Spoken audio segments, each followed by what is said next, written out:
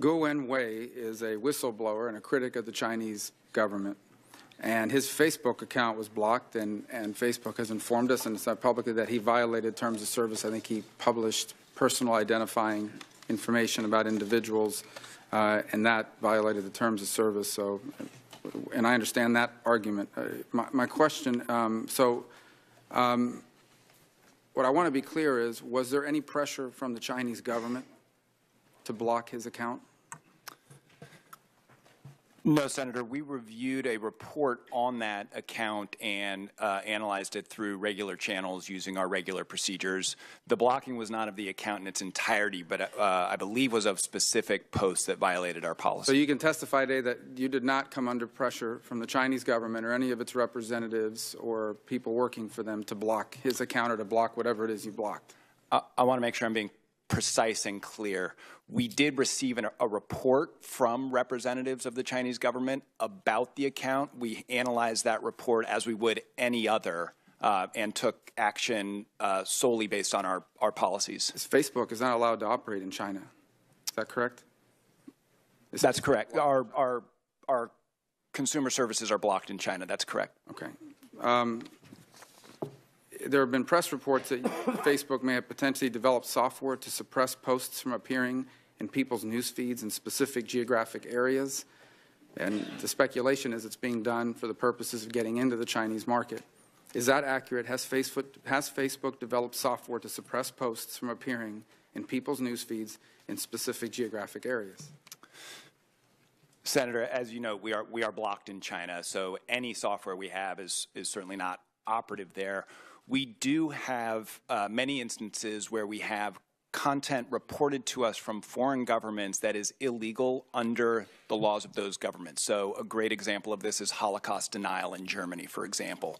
And our position with respect to reports like that is if there is content that's visible in a country that violates local law and we're on specific notice of that content, we deploy what we call geo-blocking or IP blocking so that the content will not be visible in that country, but remains available on the service. Criticizing a government is illegal in that country. You have the capability to block them from criticizing the government and thereby gaining entry into that country and being allowed to operate. We have the capability to ensure that our service complies with local law. That's accurate. We take a very nuanced approach to reports of illegal content. We believe our mission is to enable people to share and connect, and we believe that political expression is at the core of what we provide. And so what if political expression is illegal in the country? So in the vast majority of cases where we are on notice of locally illegal content, it has nothing to do with political expression. It's things like blasphemy in parts of the world that are that prohibit blasphemy.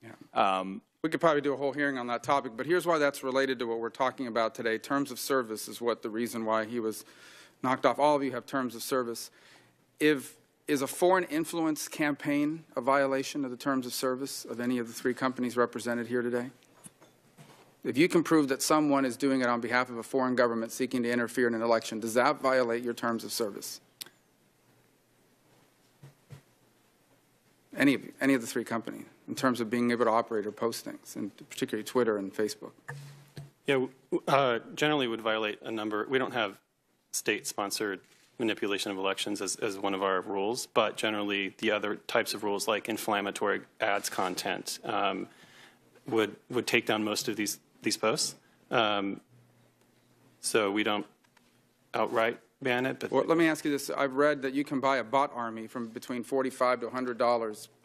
Is buying and if you can prove that someone's bought up and put together a bot army, would that be a violation of terms of service?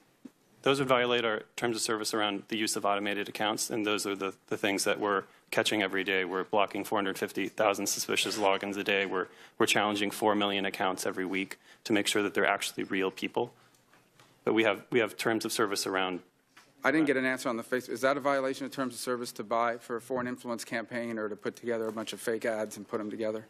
That campaign violates our terms and our policies in a number of ways, and we do not permit automated means for accessing the site. So using the bots likewise would be a violation. Okay. What about, you said, so if someone goes on and posts social security number and date of birth of an individual, that's a violation of terms of service, correct? For Facebook, it is, yes. I imagine for It all is, the platforms. of course. What about if someone goes online and posts classified information, illegally obtained, that threatens the lives of individuals or methods, or potentially disrupts the ability to disrupt a plot that can endanger the lives of people?